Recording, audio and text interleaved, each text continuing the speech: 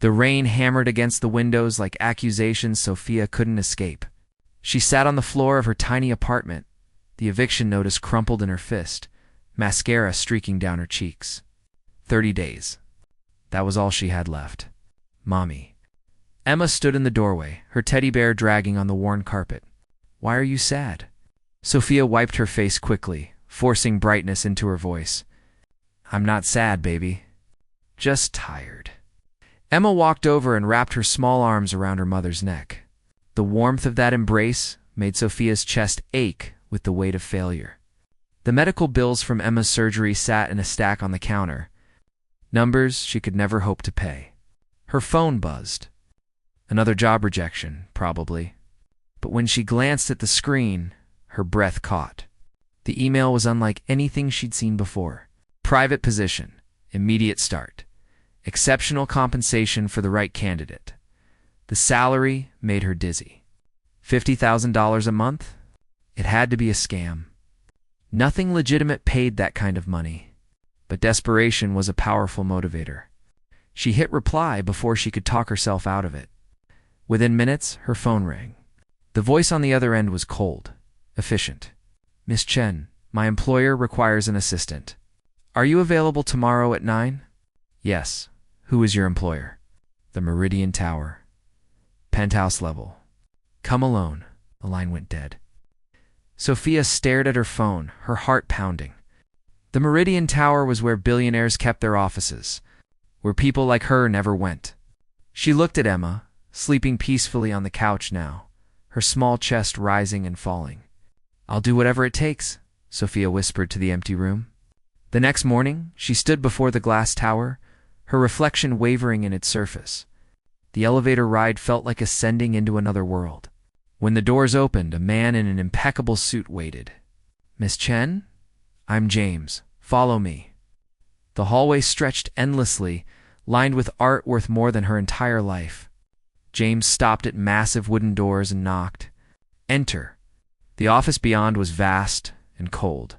Behind a desk that could seat 10 people sat a man who looked carved from marble. Dark hair, sharp jaw, eyes the color of winter ice. He didn't look up when she entered. Nathan Cross. She recognized him from business magazines. Billionaire. Tech genius. Ruthless. When he finally lifted his gaze, Sophia felt stripped bare under his stare. Sit.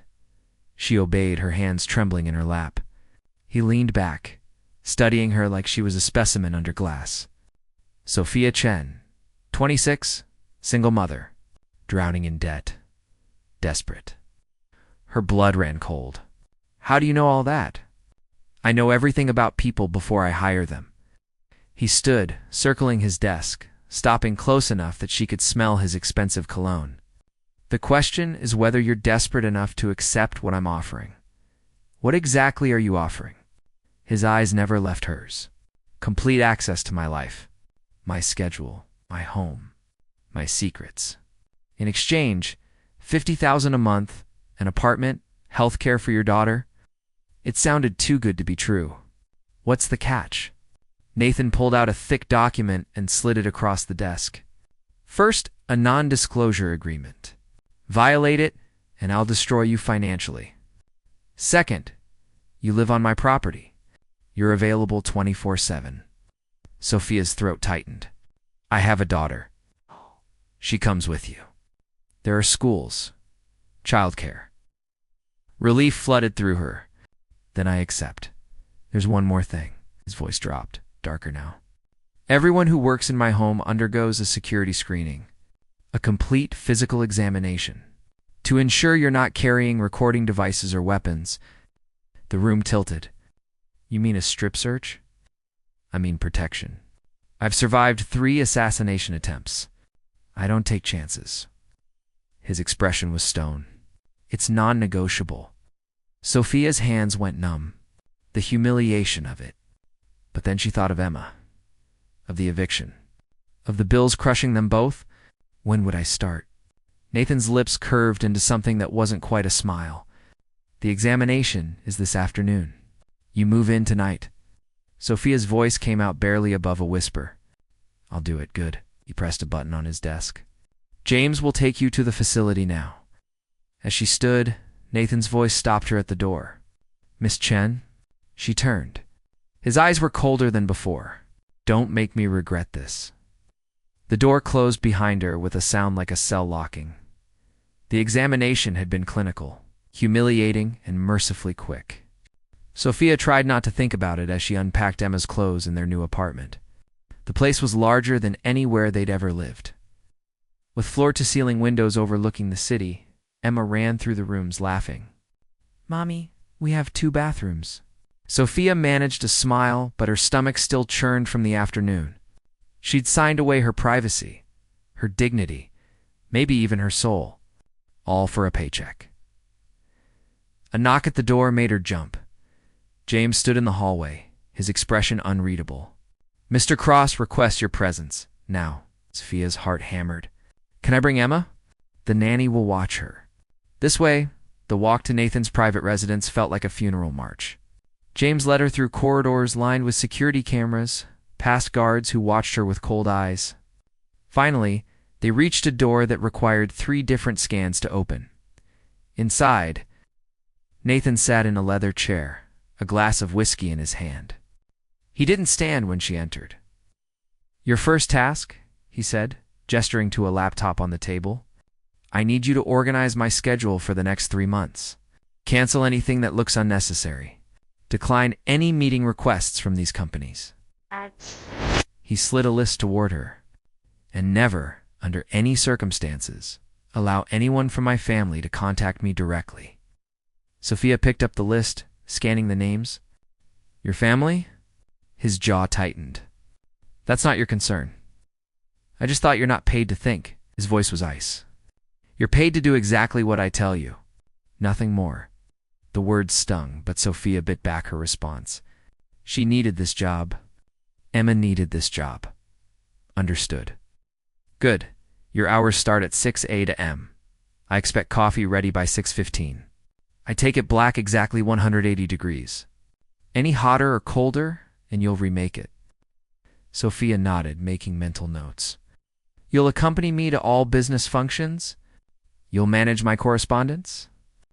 You'll handle anything I don't have time for. He finally looked at her, and something flickered in his eyes. Something that looked almost human. And you'll never ask me personal questions. Why did you choose me? The words escaped before she could stop them. Nathan's expression hardened. I told you not to ask questions. I just want to understand. He stood abruptly, crossing the room until he was inches from her. Sophia's breath caught. Up close, she could see the tiny scar on his jaw, the exhaustion shadowing his eyes. You want to know why? His voice was low, dangerous. Because desperate people don't betray.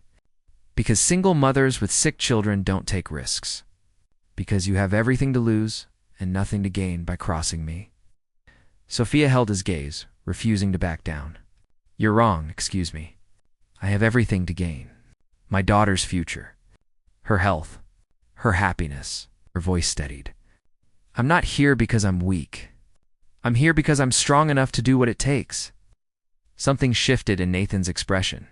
Surprise, maybe. Or respect. We'll see, he said finally, stepping back. You're dismissed. Sophia turned to leave, but his voice stopped her. Miss Chen. Yes, the coffee. Don't be late. Over the next 2 weeks, Sophia learned Nathan's rhythms. She learned he worked 8-hour days, that he never smiled, that he treated everyone around him like chess pieces to be moved and discarded. She also learned he was haunted. Late at night, she'd hear him pacing in his office. She'd see him staring at a photo he kept in his desk drawer, one he thought no one knew about. A woman with dark hair and kind eyes. Sophia never asked, but she wondered. One evening, as she was preparing to leave, Nathan called her back to his office. I need you to accompany me to a gala tomorrow night. He didn't look up from his computer. Formal attire. Be ready by 7. I don't have anything formal. James will take you shopping tomorrow. Put it on my account. Sophia hesitated. That's not necessary. I can find something. It's not a request. His eyes finally met hers. When you're with me, you represent my brand. You need to look the part. The next day, James took her to stores she'd only seen in magazines. Dresses that cost more than her monthly rent at the old apartment. She tried to choose modestly, but James kept bringing more expensive options. Finally, she settled on a deep emerald gown that made her feel like someone else entirely. That evening, when Nathan saw her, he stopped mid-step. For the first time since they'd met, his carefully controlled expression slipped. "You look," he paused, "acceptable."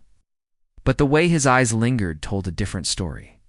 The gala was a blur of champagne and false smiles.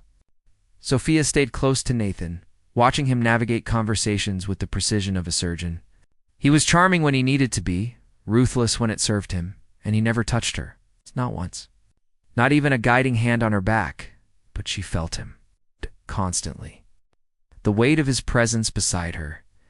As the night wore on, a woman approached them. Tall, blonde, beautiful in a way that seemed effortless. "Ah, Nathan," she purred, placing a hand on his arm. "It's been too long." Nathan's entire body went rigid. "Victoria?" The woman's smile was sharp. "Aren't you going to introduce me to your new assistant?" "No," he took Sophia's elbow, the first time he'd touched her all evening. "We're leaving." In the car, Sophia couldn't help herself. Who was she? Nathan stared out the window, his jaw clenched. "I told you never to ask personal questions. She seemed to upset you. She's nothing." But his hands were fisted in his lap, knuckles white. When they arrived back at the estate, Nathan got out without a word and disappeared into the house. Sophia found him hours later in his office, drunk. "Staring at that photo again? Should be asleep," he said without looking up. "So should you," he laughed, bitter and hollow. "Sleep is for people without ghosts." Sophia stepped closer. What happened to her? Nathan's hand tightened around the photo frame. For a long moment, she thought he wouldn't answer. Then, quietly, "I killed her." The words hung in the air like smoke. "That's not possible," Sophia whispered. Nathan finally looked at her, and the pain in his eyes was devastating. "I was driving. I was on the phone closing a business deal. I didn't see the truck. She died instantly. I walked away without a scratch." Sophia's throat tightened. "Nathan, get out." His voice broke. "Just get out." Well, Sophia didn't move.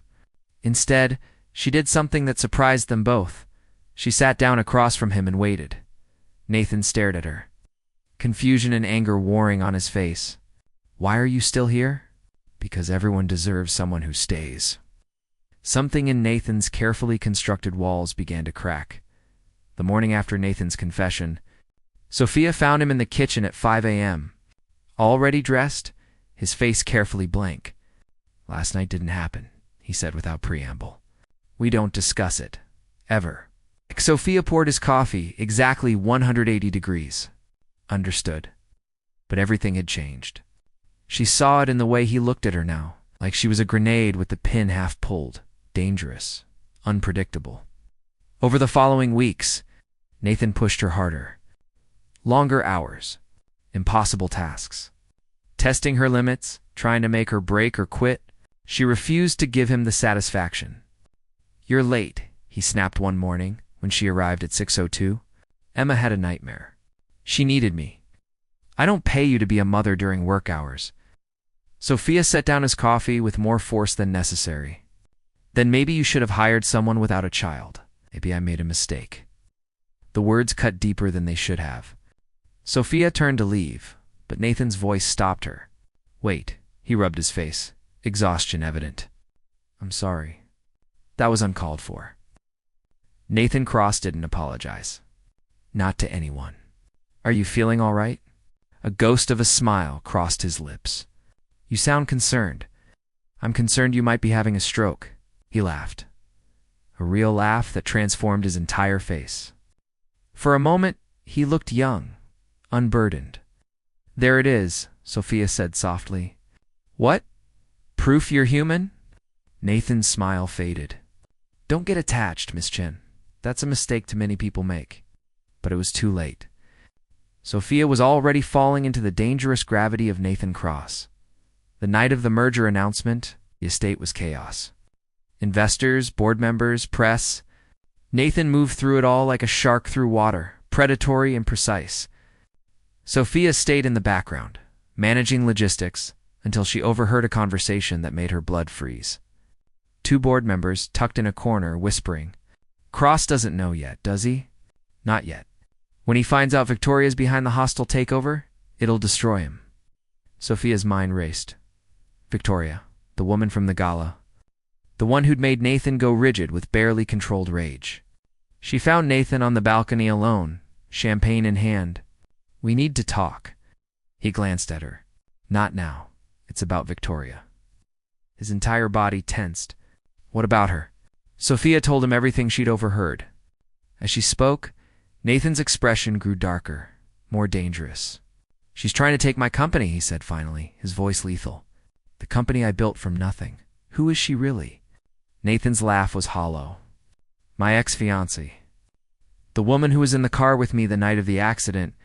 Her sister." Sophia's stomach dropped. "Nathan. She blames me. And she's right too." He drained his glass. "I destroyed her family. Now she's going to destroy everything I built. Poetic justice. You're not going to fight back?"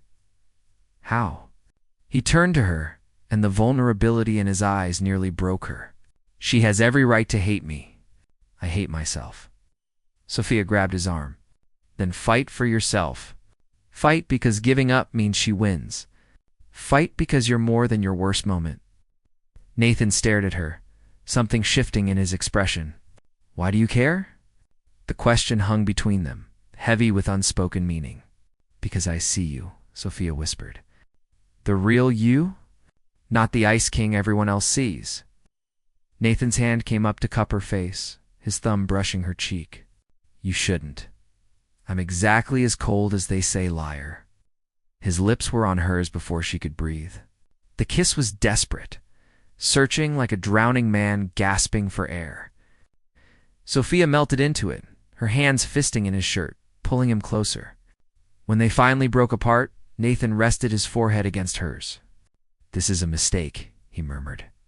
"I know. I'll only hurt you. I know that too."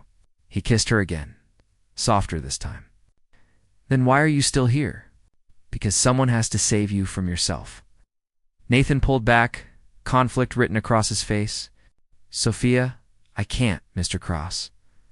James appeared at the balcony door, his expression urgent. "There's a situation." The moment shattered.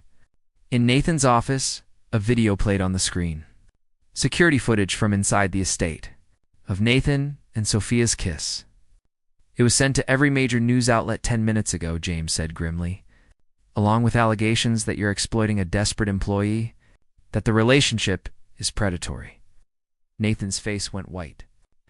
"Victoria, she's claiming Miss Chen was coerced, that the security screening, the living arrangements, all of it was designed to isolate and manipulate her." Sophia felt sick. "But that's not true. Doesn't matter." Nathan's voice was dead. "The court of public opinion doesn't care about truth. By morning, I'll be canceled. The merger will fall through. Everything I've worked for will be gone." "And we tell them the truth," Sophia insisted. "We tell them what really happened." Nathan looked at her like she was a stranger. "And what is the truth, Sophia? That I offered you an obscene amount of money? That I put you through invasive security measures? That I kissed my employee who had no power to say no?" "I did say yes." "They'll never believe that." He turned away from her. "This is over. You're fired. Effective immediately." The words hit like a physical blow. "What? I'm paying you 6 months severance. You can keep the apartment until you find something else. But I need you gone. Tonight." Sophia's eyes burned. "You're serious. I'm protecting you. When this story breaks, they'll come after you too. They'll dig into your life, Emma's life. I won't let that happen. You don't get to make that choice for me." Nathan finally looked at her and his eyes were empty. "I just did. James will escort you out." "Nathan, please, go, Sophia." His voice cracked. "Before I change my mind?" James took her arm gently. As she was led from the office, Sophia looked back. Nathan stood at the window, his reflection ghost-like in the glass, alone, just like he wanted to be. Back in her apartment, Sophia packed with shaking hands while Emma slept. She'd been a fool to think she could save him, to think he'd let himself be saved. Her phone buzzed. A text from an unknown number. "Well played, Miss Chen. Enjoy your severance. He never had the strength to protect the ones he loves. That's why my sister is dead." Another text came through. This one with an attachment. Security footage from weeks ago. Nathan entering her apartment late at night, watching her and Emma sleep. "He's been obsessed with you from the beginning. I thought you'd want to know what kind of man you're defending." Sophia stared at the footage, her mind reeling. Nathan had been in their apartment, watching them. Without their knowledge, her phone rang. "Nathan," she answered, her voice cold. "Were you watching us?" All this time, silence. "Then, I had to make sure you were safe. You violated our privacy." "I know." His voice was raw. "I know I'm a monster, Sophia. That's why I'm letting you go. You're a coward." Tears streamed down her face. "You push away everyone who tries to care about you because you think you don't deserve it. I don't. Then prove it. Stop hiding. Stop running." Her voice broke. "Fight for something other than your damn company." The line went dead. Sophia sank to the floor, the phone falling from her hand. She'd lost before she'd ever had a chance to win. Outside, thunder rolled across the city. The storm was only just beginning. 3 days passed in a haze. Sophia refused to leave the apartment despite Nathan's orders, ignoring James's increasingly urgent calls. The news had exploded exactly as Nathan predicted. His face was on every channel, every website. The narrative had already been written. Billionaire CEO Nathan Cross accused of exploiting vulnerable employee. Sources claim pattern of manipulation and control. The comments were vicious. People who'd never met Nathan tearing him apart, dissecting every decision, every interaction. And Victoria was everywhere. Giving interviews, playing the grieving sister, defending the innocent employee. She'd positioned herself as the hero of the story. Sophia wanted to scream. On the 4th day, Emma asked the question Sophia had been dreading. "Are we going back to the old apartment?" Sophia knelt down, smoothing her daughter's hair. "Maybe. Would that be so bad?" Emma's lip trembled. "I like it here. And I like James. He taught me to play chess." Sophia's heart cracked a little more. "I know, baby." A knock at the door interrupted them. Sophia opened it to find not James, but Nathan himself. He looked terrible. Unshaven, exhausted, his suit wrinkled. "You're still here," he said. "You're observant. Can we talk?" Sophia glanced back at Emma. "Give me a minute." She stepped into the hallway, closing the door behind her. Nathan stood with his hands in his pockets, looking everywhere but at her. "I've been watching the news," he said finally. "The things they're saying about you. About Emma. Let me guess. You're here to offer more money to make us disappear." "No." He finally met her eyes. "I'm here to apologize. For the surveillance? For firing you? For all of it. You were right. I am a coward." Sophia crossed her arms. "What changed?" "Victoria released another video this morning. One she altered to make it look like I forced myself on you." His voice was tight. "My lawyers can prove it's fake, but the damage is done. She's not going to stop until she's destroyed everything. So what are you going to do?" Nathan straightened, and for the first time in days, Sophia saw a glimpse of the man who'd built an empire. "I'm going to fight, but I need your help." "My help?" "Nathan, I'm not exactly popular right now either. It's exactly why I need you." He pulled out his phone, showing her an email. "Victoria made a mistake. She's been sending anonymous tips to journalists, trying to build her case. But one of those journalists is an old friend. He sent me the communications. The IP addresses trace back to her." Sophia's mind raced. "You can prove she's behind everything." "Better. I can prove she's been embezzling from her own company to fund this campaign against me. She's not the victim she's pretending to be." Nathan's expression hardened.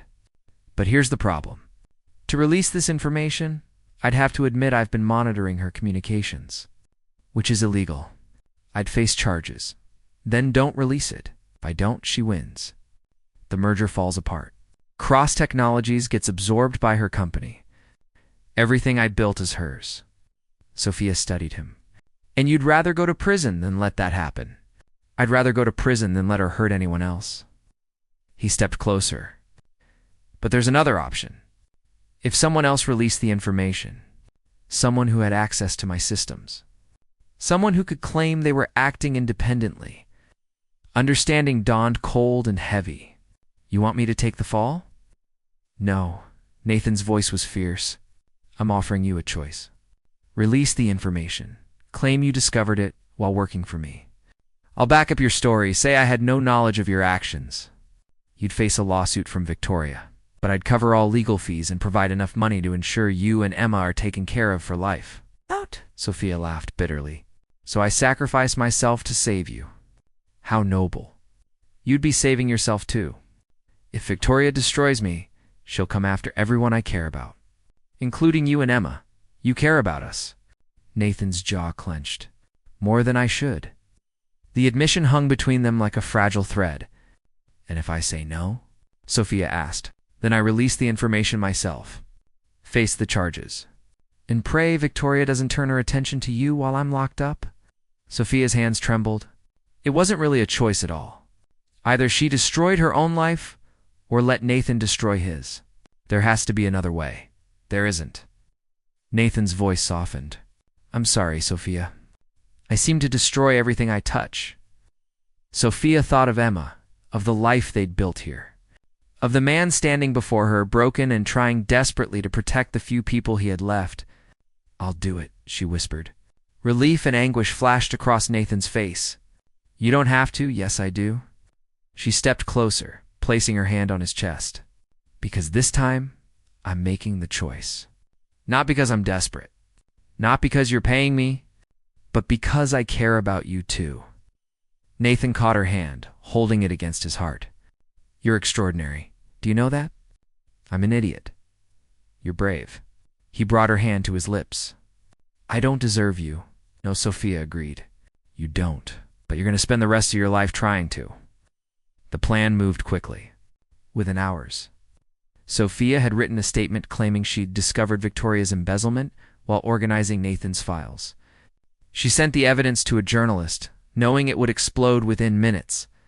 Nathan held her hand the entire time. Last chance to back out, he said. Not a chance.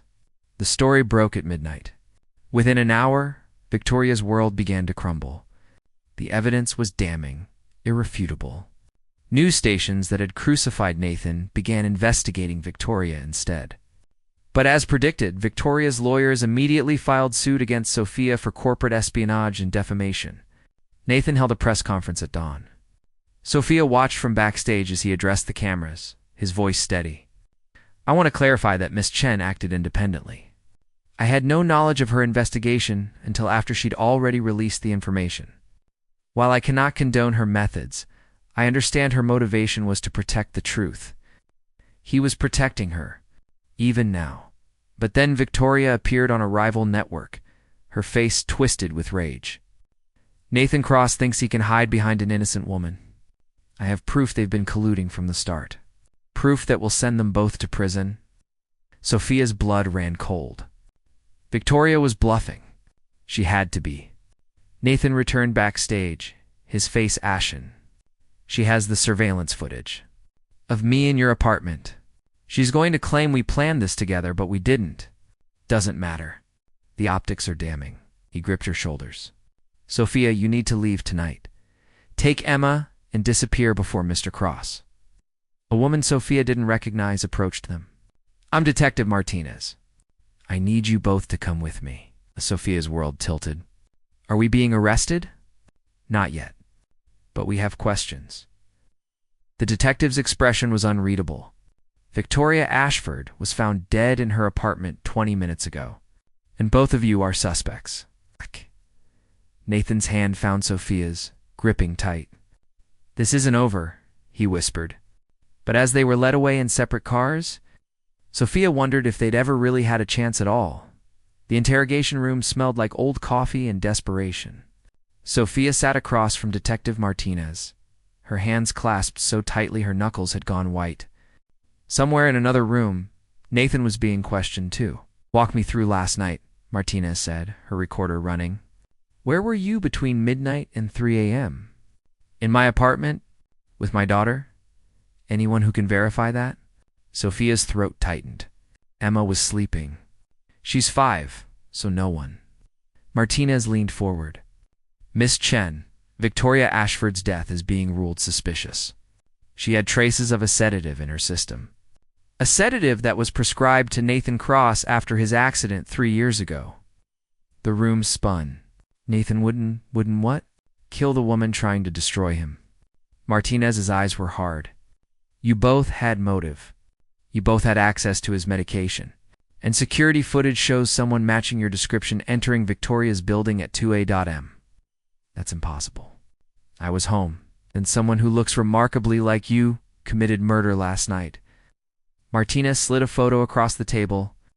Grainy security footage showing a woman in a dark coat, face partially obscured. It did look like Sophia. "Same height, same build, same hair? I need a lawyer," Sophia whispered. "Smart choice." They held her for 6 hours before Nathan's lawyers arrived. High-powered, expensive, the kind of legal team that made prosecutors nervous.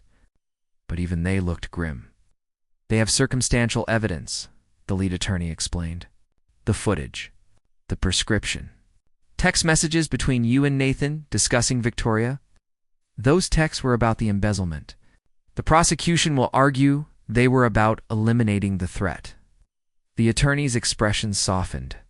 "Miss Chen, I need you to be honest with me. Did Nathan Cross have anything to do with Victoria Ashford's death?" Sophia met his eyes. "No, I'd stake my life on it. You might be doing exactly that." They released her pending further investigation. James picked her up, driving in silence back to the estate. Emma was waiting with a nanny, safe but scared. "Mommy, where were you?" Sophia held her daughter close, breathing in her little girl's scent. "I'm here now, baby. Everything's going to be okay." But she didn't know if that was true. Nathan was released an hour later. Sophia watched from the window as he emerged from the car, looking 10 years older. When he entered the apartment, Emma ran to him. "Mr. Nathan, are you okay?" Nathan knelt down, and the tenderness in his expression nearly broke Sophia. "I'm fine, sweetheart. But I need to talk to your mom, okay?" Emma nodded and went back to her coloring books. Nathan stood, facing Sophia. "We need to talk, privately." They went to the balcony. The city stretched below them, indifferent to their crisis. "They think we did it together," Nathan said quietly. "That we planned Victoria's murder to protect ourselves." "Did you?" The question hung in the air like a blade. Nathan turned to her, and the hurt in his eyes was devastating. "You have to ask? I need to hear you say it." "No, I didn't kill Victoria. Despite everything she did, everything she took from me, I didn't want her dead." His voice cracked. "I wanted her to heal, to move on, to find peace. I never could." Sophia believed him. But belief wasn't evidence. Then who did? "I don't know. But whoever it was wants us to take the fall." Nathan pulled out his phone, showing her an email. "This arrived while I was in custody. No sender. Untraceable." The message was simple. "You both deserve to suffer the way she suffered. Enjoy prison." "Someone's framing us," Sophia said. "Someone who knew about Victoria's vendetta? Who had access to her building and your medication?" Nathan's expression darkened. "James, what?" "James has been with me for 15 years. He has keys to everything. Knows all my passwords. Had access to my prescription. But why would he? Because I fired him."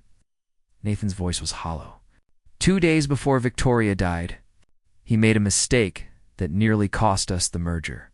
I let him go without severance, without warning. He begged me to reconsider. I refused. Sophia's mind raced. The surveillance footage, he would know how to manipulate it, how to make it look like me, and he'd know Victoria's schedule, her security codes. Nathan ran a hand through his hair. I destroyed another life, and now we're both paying for it. We need to prove it. How? James is too smart to leave evidence. Sophia thought of Emma, of the life they'd almost had, of the man standing before her who'd finally let her see his heart. Then we make him confess. The plan was dangerous, possibly illegal, definitely desperate, but it was all they had. Nathan called James, his voice carefully neutral. I need you to come to the estate. There's something we need to discuss about your severance package. An hour later, James arrived. Nathan led him to the study where Sophia waited, hidden behind a bookshelf with her phone recording. I've reconsidered your termination, Nathan said, pouring whiskey. The way I handled it was wrong. I'm prepared to offer you a generous severance and a recommendation. James accepted the drink, his expression guarded. Why the change of heart?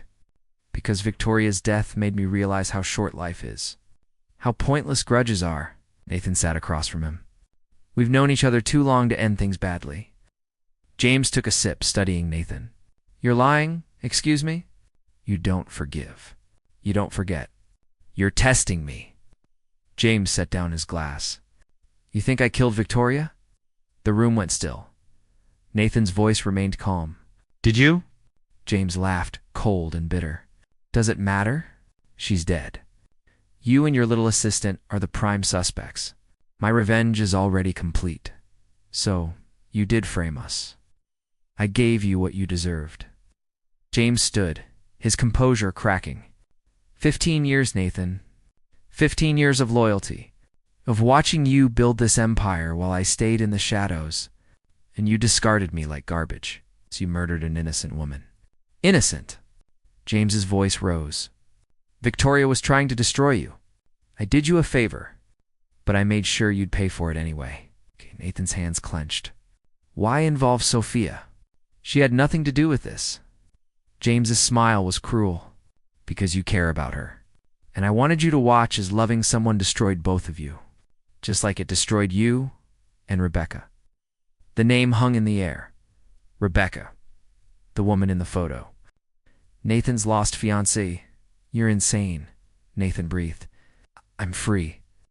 James headed for the door. And you're finished. But Sophia stepped out from her hiding place, phone raised. Not quite. James froze. You recorded this? Every word, Sophia confirmed. And it's already been sent to Detective Martinez. James's expression twisted with rage. He lunged for Sophia, but Nathan intercepted him, slamming him against the wall. It's over, James, Nathan growled. Police arrived within minutes. James was arrested, still screaming obscenities about betrayal and revenge. As they led him away, Nathan pulled Sophia into his arms. It's done, he whispered into her hair. It's finally done. But Sophia pulled back, meeting his eyes. Is it the merger, the press, the trial? This isn't over, Nathan. It's just beginning, I know. He cupped her face. But this time, I'm not running. This time, I'm fighting.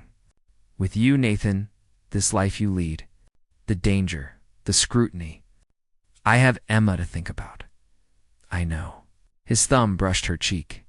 That's why I'm stepping down. Sophia's breath caught. What? As CEO, I'm appointing a successor and transitioning to advisory. I'll still own the company, but I won't be in the spotlight. His smile was soft, tentative. I want a life, Sophia, a real one.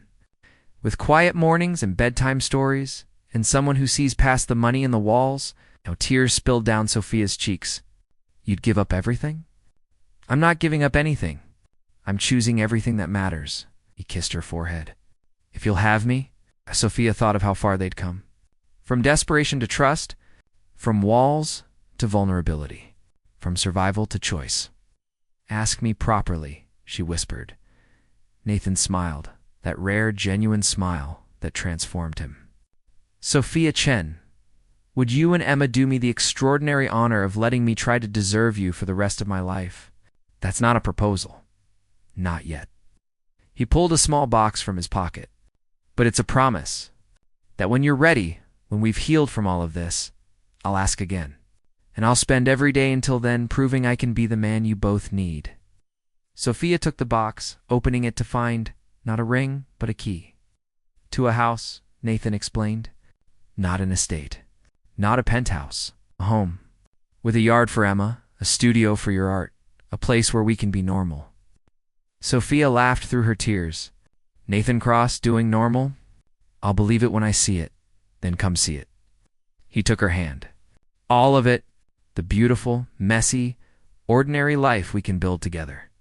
6 months later, Sophia stood in their kitchen, sunlight streaming through windows that overlooked not the city, but a garden where Emma played with the puppy Nathan had surprised them with. Nathan worked at the table, consulting on projects he cared about, rather than ones that made money. They were normal, quiet, happy. The trial had cleared them. James was serving life. The media had moved on to new scandals. Cross Technologies thrived under new leadership.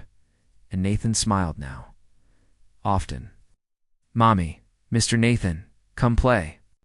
Emma called from the yard. Nathan looked at Sophia, raising an eyebrow. Mr. Nathan. She'll come around, Sophia assured him.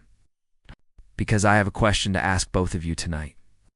He pulled out a ring box, identical to the promise box from 6 months before. If you're ready? Sophia's heart swelled. I've been ready. That evening, in the garden where Emma had planted wildflowers, Nathan knelt down. Not just to Sophia, but to Emma, too. Ah! Emma, I need to ask you something important, he said seriously. How would you feel about me being your forever person? Your dad? Emma's eyes went wide. Really? Really. But only if you're okay with it. Emma threw her arms around his neck. Yes. Can I call you Dad now, instead of Mr. Nathan? Nathan's eyes glistened as he held her close. I'd be honored. Then he turned to Sophia, still kneeling, still holding both of them. Sophia Chen, you saved my life. Not by fixing me, but by showing me I was worth saving. Will you marry me? Sophia knelt too, bringing them all together, 3 broken people who'd found wholeness in each other. Yes, she whispered. 1,000 times, yes. As the sun set over their garden, over the life they'd built from ashes and second chances, Nathan kissed her. And for the first time in 3 years, the ghosts that haunted him were quiet. They weren't perfect. They still had scars. Still had hard days and old wounds that ached in bad weather, but they had each other. And that was enough. That was everything. The end.